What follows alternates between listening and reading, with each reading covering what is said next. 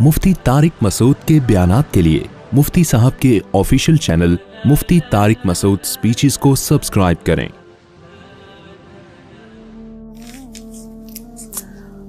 آپ کو معلوم ہے اس سے پہلے والے رکوع میں اللہ تعالیٰ نے اکراہ کے احکام بیان کیے تھے۔ جو جبر کے ساتھ غیر مسلم ہو جائے، دل میں مسلمان ہو، زبان سے کلمہ کفر کہہ دے تو اللہ اس کو معاف کر دے گا۔ پھر اللہ تعالیٰ نے بتایا کہ جو ہجرت کریں، پھر ایمان پر قائم رہیں اور اللہ کے لیے قربانیاں دیں تو اللہ ان کے پچھلے گناہوں کو معاف کر دے گا۔ تو اس میں چونکہ آخرت کا تذکرہ تھا تو اللہ نے پھر آخرت کا تذکرہ کی بات اس آیت میں اس آخرت کی حقیقت کو بیان کیا کہ اللہ تعالیٰ جو قربانی دینے والوں کو اجر دیں گے، جنہوں نے ہجرت کی، جنہوں نے اللہ کے راستے میں جہاد کیا، جنہوں نے قربانیاں دیں، اللہ ان کے عمل کو ضائع نہیں کرے گا۔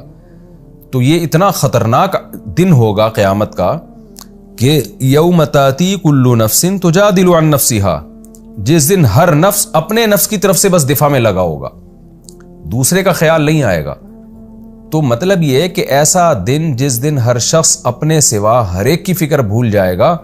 اس دن اللہ تعالیٰ ہجرت کرنے والے، جہاد کرنے والے، ایمان پر قائم رہنے والے لوگوں کو کس قدر اجر دے گا۔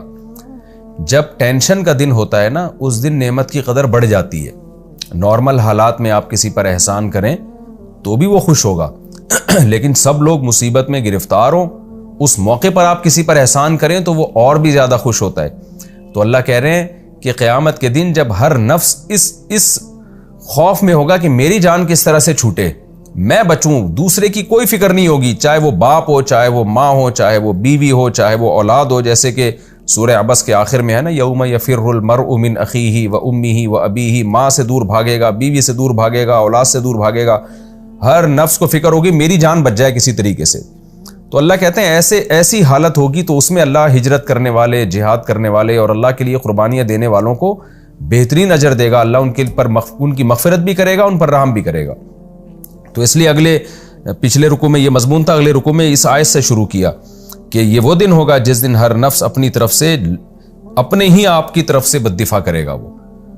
تو دوسرے کا خیال نہیں کرے گا۔ وَتُوَفَّى كُلُّ نَفْسٍ مَا عَمِلَتْ، اور جس نفس نے جو عمل کیا ہوگا اس کو پورا بدلہ اس کا دے دیا جائے گا، اور ان پر ظلم نہیں کیا جائے گا، یعنی پوری سزا ملے گی ان کو، اور ظلم نہیں ہوگا، جتنا گناہ ہے اس سے زیادہ سزا اللہ نہیں دیں گے ان کو۔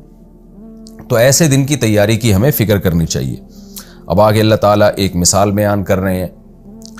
کہ جیسے انفرادی سطح پہ جب کوئی شخص گناہ کرتا ہے تو اس کو سزا ملتی ہے، اور انفرادی سطح پہ ایک شخص نے ہجرت کی، جہاد کیا، اللہ کے لیے قربانیاں دیں، اس کو اس کا بہترین بدلہ ملے گا۔ اسی طرح قومی سطح پہ جب کوئی قوم جرائم کرتی ہے تو سزا بھی پھر قومی سطح پہ ملتی ہے، اور قومی سطح پہ جب کوئی قوم اللہ کی شکر گزار بنتی ہے تو بدلہ بھی اس کو قومی سطح پہ ملتا ہے، یعنی دنیا میں بھی بسا اوقات ایسا ہوتا ہے۔ تو اس کے لیے اللہ نے ایک بستی کی مثال دی ہے۔ وَضَرَبَ اللَّهُ مَثَلًا، اللہ بیان کرتا ہے ایک مثال، قَرْيَةً، ایک بستی کی، کانت آمنتاً، جو امن والی تھی، مطمئنتاً، بالکل بے خوف تھی، ہر لحاظ سے اطمینان والی، خوش عیشی والی زندگی گزار رہی تھی، تاتیہا رزقہا رغداً، چاروں طرف سے، من کلی مکان، ہر طرف سے رزق کی برسات تھی اس بستی کے اوپر۔ فکفرت بانعم اللہ، لیکن اس بستی نے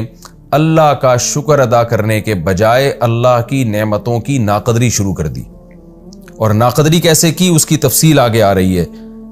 فَأَذَاقَهَا اللَّهُ لِبَاسَ الْجُوعِ، اللہ نے بھوک کا عذاب چکھایا اور خوف کا عذاب، دشمن مسلط کر دیے، یا اپنے ہی اندر دشمنی ان کو توڑ دیا، اللہ نے دشمنیاں پیدا کر دی، اور بھوک کا عذاب مسلط کر دیا، رزق کی نعمتیں اللہ نے ان سے چھین لی، بِمَا كَانُوا يَصْنَعُونَ، اس بدعملی کی وجہ سے جو وہ کیا کرتے تھے۔ یہ کون سی بستی ہے، اس کے بارے میں ہمیں کسی صحیح حدیث میں واضح بات نہیں ملتی۔ اس آیت کی تفسیر میں بہت سے علماء اس طرف گئے ہیں کہ کوئی بھی بستی تھی تو اللہ نے اس بستی کی لوکیشن، اس کی تاریخ کہ وہ کب تھی، یہ ہمیں بیان نہیں کیا، اس کو مبہم رکھا ہے۔ مبہم اس لیے رکھا ہے کہ تاکہ ایک اصول ہمیشہ سامنے رہے کہ اللہ کا یہ قاعدہ ہے کہ جب کوئی بستی جس پر، یا کوئی قوم جس پر اللہ کی خصوصی نعمتیں برس رہی ہوں، وہ جب اللہ کی نعمتوں کی ناقدری کرتی ہے تو بعض دفعہ دنیا میں بھی عذاب آ جاتا ہے اس کا، اور اللہ ان سے وہ معاشی ترقی چھین لیتے ہیں۔ یہ لازمی نہیں ہے کہ دنیا میں عذاب آئے، اصل تو قرآن سے بار بار پتہ چلتا ہے کہ جزا و سزا کا دن آخرت ہے، لیکن اللہ مثال سے ہمیں سمجھا رہے ہیں کہ ایسا بھی ہوا ہے کہ دنیا میں اللہ نے ان پر بھوک کا اور خوف کا عذاب مسلط کر دیا، تو یہ بھی ممکن ہے۔ اور یہ کب ممکن ہے؟ کہ جب کسی بستی پر رزق کی فراوانی ہو، وہ اللہ کا شکر ادا کرنے کے بجائے ناشکری شروع کر دے۔ تو اور بعض حضرات اس کی طرف گئے ہیں کہ یہ اس سے مراد مکہ ہے، لیکن پھر یعنی مکہ مراد ہے اس سے، کہ مکہ والوں نے پر رزق کی برسات تھی اور تجارت ہوتی تھی ان کی، جیسے لإیلاف قریشن میں کہ گرمیوں میں بھی تجارت، سردیوں میں بھی تجارت، حالانکہ مکہ میں خود کچھ بھی نہیں تھا، لیکن تجارت کی برکت سے وہ اللہ نے بہت زیادہ رزق کی فراوانی بھی دی ان کو، اور بے خوف بھی تھے کیونکہ حرم امن کی جگہ تھی۔ لیکن پیغمبر کی انہوں نے نافرمانی کی، نبی صلی اللہ علیہ وسلم ان کے پاس آئے اور انہوں نے جھٹلایا، تو عذاب نے ان کو پکڑ لیا۔ وہ عذاب کیا تھا؟ یعنی بھوک کا عذاب اور خوف کا عذاب۔ بھوک کا عذاب کیا تھا؟ کہ مسلمانوں سے دشمنی ہوئی، پھر تجارتی قافلے بے خوف، یعنی ان کو خطرہ ہوا کہ مسلمان حملہ کریں گے ہمارے اوپر، ایک خام خواہ کی دشمنی مول لی انہوں نے، یعنی حق کی مخالفت میں اتنی ضد اور ہٹ دھرمی کہ اپنی تجارت کا بھی بیڑا غرق کیا، اور پھر مسلمانوں سے جنگیں شروع ہوئیں تو ایک خوف بھی مسلط ہو گیا، تو وہ امن بھی اللہ نے چھین لیا۔ لیکن پھر اس پر اشکال ہوگا کہ یہ آیت تو مکہ میں نازل، یعنی مکی صورت ہے نا، سورہ نحل مکی صورت ہے، تو مکہ میں تو نبی صلی اللہ علیہ وسلم خوف میں تھے، مکہ والے تو خوف میں نہیں تھے۔ تو بعض علماء اس کے قائل ہیں کہ عین ممکن ہے کہ یہ والی آیت مدینہ میں نازل ہوئی ہو، ایسا پاسبل ہے کہ سورت جو ہے وہ مکہ کی ہو لیکن اس کی چند آیتیں مدینہ میں نازل ہوئی ہوں۔ لیکن زیادہ مضبوط بات یہی معلوم ہوتی ہے کہ چونکہ سورت مکی ہے تو زیادہ یہی ہے کہ جب ایک سورت مکی ہے تو غالب یہی ہے کہ ساری آیتیں اس کی مکہ میں ہی نازل ہوئی ہیں، تو اس لیے زیادہ مضبوط بات یہی معلوم ہوتی ہے کہ اس سے مراد خاص مکہ نہیں ہے، بلکہ کوئی پہلے زمانے میں کوئی بستی گزری ہوگی جس کو اللہ نے بڑی نعمتیں دیں، وہ بڑے شکر گزار، یعنی بڑی نعمتوں میں تھے، بڑے اطمینان میں تھے،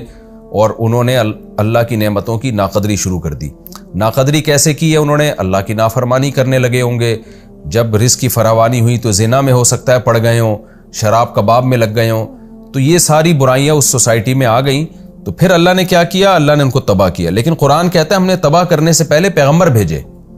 تاکہ وہ ان کو سمجھائیں کہ تم پر جب اللہ کی رزق کی نعمتیں ہیں تو یہ رزق تمہیں اللہ دے رہا ہے تو اس کا شکر کرو۔ تو قرآن کہتا ہے وَلَقَدْ جَاءَهُمْ رَسُولٌ مِّنْهُمْ، تحقیق ان کے پاس انہی میں سے رسول آئے، اسی قوم میں ہم نے رسول بھیجے